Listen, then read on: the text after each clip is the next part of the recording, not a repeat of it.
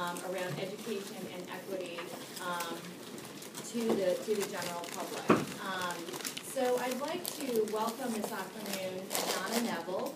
Donna is a community psychologist and educator. She's been involved with a wide range of organizing efforts to further equity and racial justice in our public education system. She's coordinator of the Participatory Action Research Center for Education Organizing. I think the acronym is PERSEO. And they operate in partnership with the Educational Leadership Program at NYU, where she also teaches. And so we've got Donna. Thank you for joining us. We also have a legend in, I think, and civil rights activist in our presence this afternoon. It's very exciting to welcome Elizabeth Sheff. Way back in 1989, when her son Milo was in 4th grade at Annie Fisher Elementary in Hartford, Connecticut, Elizabeth joined with others and began a long and challenging journey to basically redress the inequity between the level of education provided to students in Hartford public schools and compared to that available in surrounding suburban districts.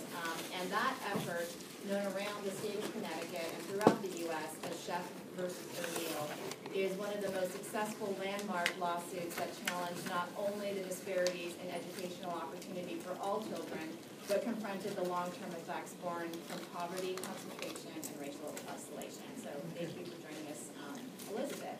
And last but not least, I'm very pleased to welcome Martha McCoy.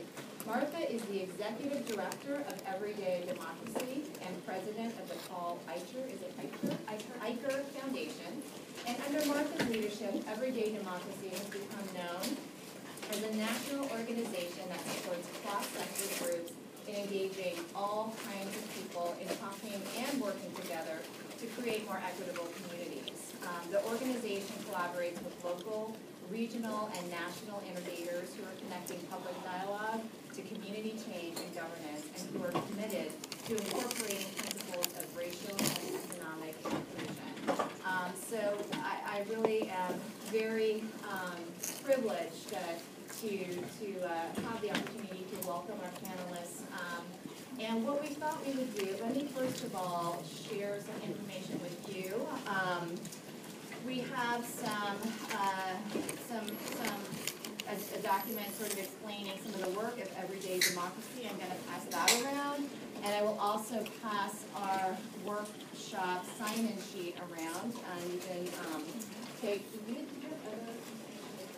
oh, okay, sorry. I'm going to take it from you. Do you need a flip chart? Well, I had assumed, really? Okay. We'll grab some flip charts. What we wanted to do this afternoon is not really do a lecture format, but like I said, I'm going to sort of embrace my inner Oprah and really just try to facilitate kind of a working conversation for us to give you a chance to share some of the challenges and successes that you've experienced, and to give our panelists a platform to share with you some of their more successful strategies in reaching out and engaging communities and educating our public about the importance of the equity issues in education.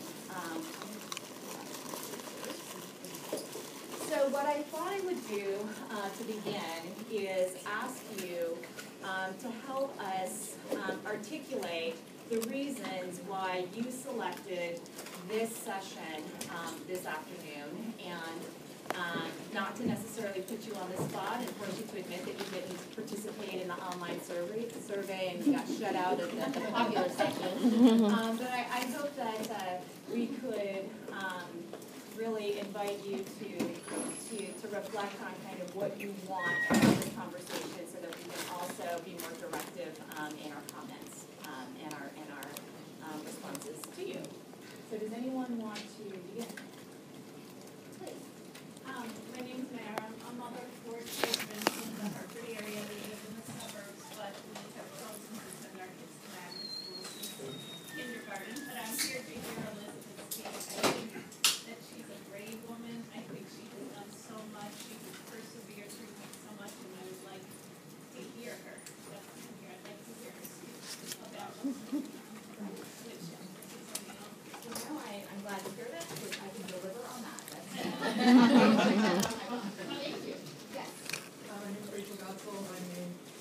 professor, but I also work with a group called American Knowledge Institute, with the Social Science Consortium, trying to bring people together to figure out how to talk about issues that we've always cared about in a new way.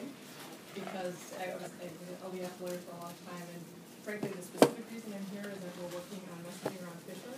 Right. And I'm really interested to hear how people doing local and, K through 12 education, because that's such a contested, hard, challenging fight. How did you figure out ways to talk about it that move people? Because I think, as a lawyer and as a social scientist, we can be way abstracted and up Yes. here, and that's not working. Yes. So I'm hoping that, and I'm also a mother of 2 kids in home schools, but I'm really excited to hear about people's successful advocacy and language. Great, I appreciate that. And maybe before I invite the rest of you to kind of share, if I could just do a quick survey and ask you to raise your hand if you are a lawyer, that would be helpful for us. Great, and are there researchers in the room? And do we have those who are affiliated with or participate in sort of advocacy groups, more general advocacy groups? Great, and do we have parents? Fantastic. And are there others in the room who I have failed to sort of capture by my, yes? I'm with Elizabeth's group, but I'm also communications director, so Oh, my job is fantastic. to, Great. frame that messaging and also for people to get it out. Great. A school-based person running a charter school here in the District of Columbia. Oh, that's fantastic. Thank you. Welcome. Yes. I'm Ed Williams. I'm a psychotherapist and independent and criminal justice and forensic specialist. Great. Thank you. Yes. I'm a student of management schools all my life. Fantastic. Yes.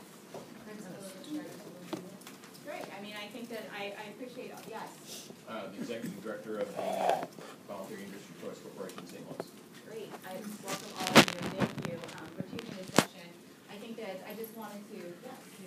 I am a public housing resident and an advocate in the community, also on the anti-poverty commission in Richmond, Virginia, and member of a coalition of organizations where I find too many times we really fall short of addressing the elimination of poverty and how we empower public housing residents and advocates for non-public housing residents to find common ground and do real hard work of eliminating poverty based on public housing.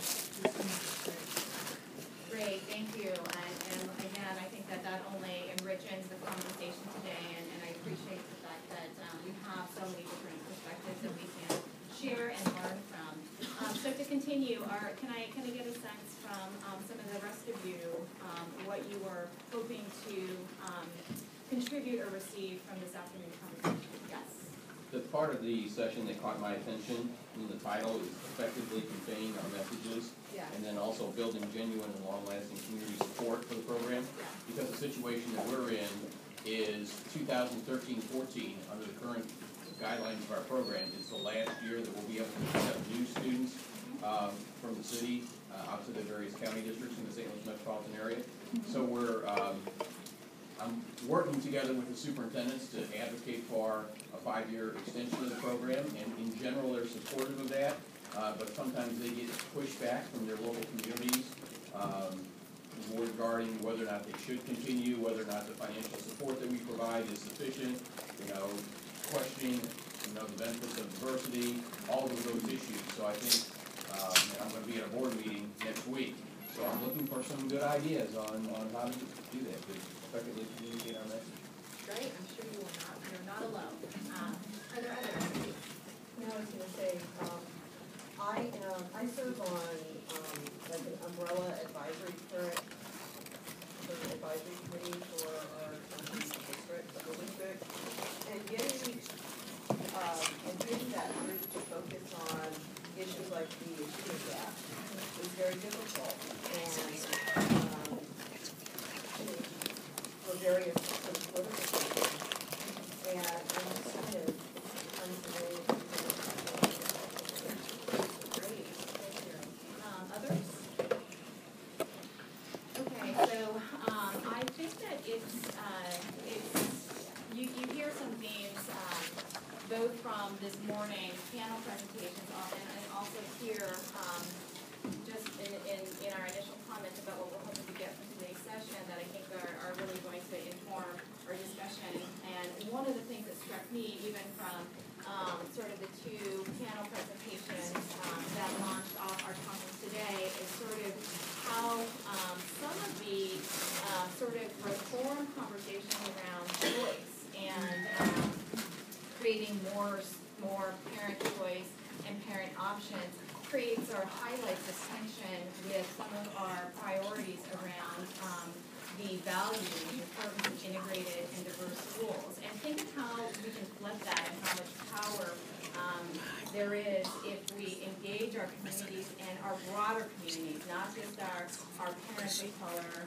and our disadvantaged communities. So how do we convey the message that diverse and integrated learning environments are critical to all of us? And what if it's the parent community as a whole that's demanding that? If they're the ones that say, this is our choice and this is our priority, and we want, I think that I really appreciate this point because I think that as lawyers, we're sort of overly, hyperly focused on the legal book and sort of how we can change our policy or law to prioritize this issue when there really is a sort of an untapped strength in the communities that live with these issues day after day that we are less sophisticated, I think, in understanding and realizing. So maybe what I'd like to do is give our panelists just a few minutes to address some of the points that we've asked them to think about in order to frame our discussion this afternoon. Sort of how do we develop strong collective understanding of some of these larger political and social dynamics behind school reform?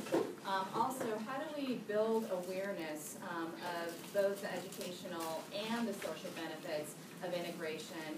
And then how do we really make sure that we are successful in involving and engaging our parents, students, and community as partners in this process so that these efforts are sustained? The goal is not to have a court order in place that mandates diverse and integrated learning environments in perpetuity. It should be a value that our communities uphold and that we pursue beyond the life of court involvement, et cetera. So why don't we begin, if you don't mind, Donna, do you want to start off?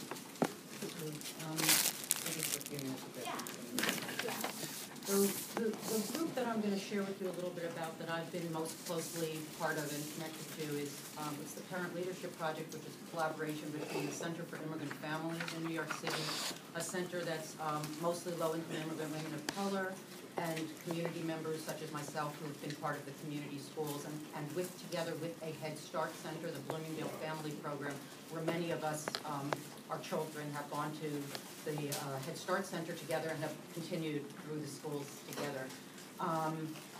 Our district, which is District 3 in Manhattan, is about 75% students of color, largely low income, and 25% middle upper income, mostly white families.